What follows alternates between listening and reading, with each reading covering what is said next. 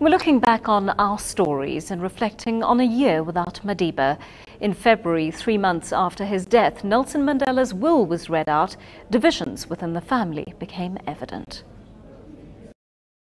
There, in black and white, Nelson Mandela's wishes for the division of his wealth after his death. Mandela advanced his children Magaziwe, Zinzi and Zenani 3 million rand each and left the same amount for his grandson Mandla. His grandchildren all receive 100,000 rand each, with the exception of the kids of his deceased children Makhato and Tembi, who each get 3 million rand. Graça Machel, to whom he was married in community of property, gets to keep 4 properties in Mozambique, as well as whatever artifacts from the Houghton home. But for this provision of the will to kick in, Machel would need to give up her entitlement to half of the Mandela estate. It's an election that has to be exercised in 90 days, so that is still pending. And within 90 days, Mrs. Machel will let us know what her choice is.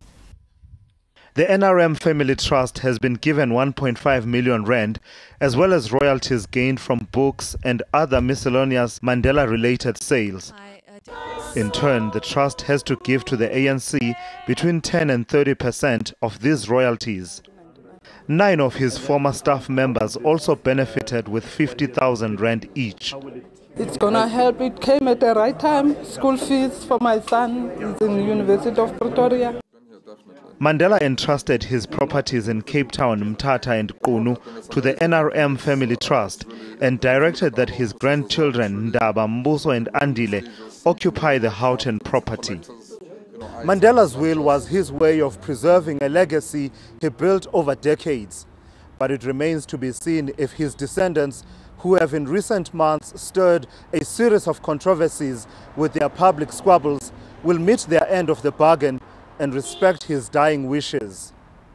Thulasizwe Simelane, Johannesburg.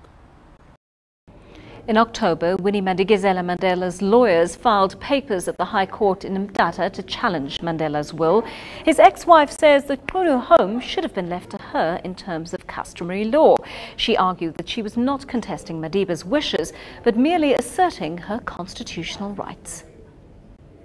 In his will, Nelson Mandela left the Qunu property to the NRM Family Trust. He wanted the trust to, quote, administer the Qunu property for the benefit of the Mandela family and my third wife and her 2 children, Malengane Machel and Josina Machel. The Qunu property should be used by my family in perpetuity in order to preserve the unity of the Mandela family. But his ex-wife, Winnie Madikizela-Mandela, says the Qunu property belongs to her. She's now instructed her lawyers to go to court to settle the matter once and for all.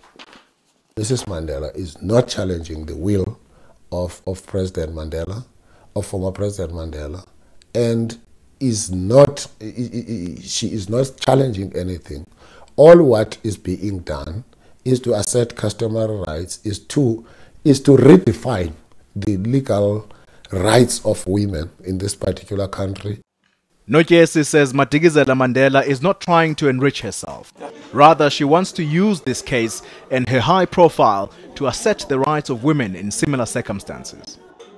We seek to say to what extent are their rights, particularly in terms of the Constitution, are being protected. Particularly those women who were married under customary law or Christian law. Now when they acquire properties during those marriages, to what extent do they have rights over those properties? To what extent can they part with those properties?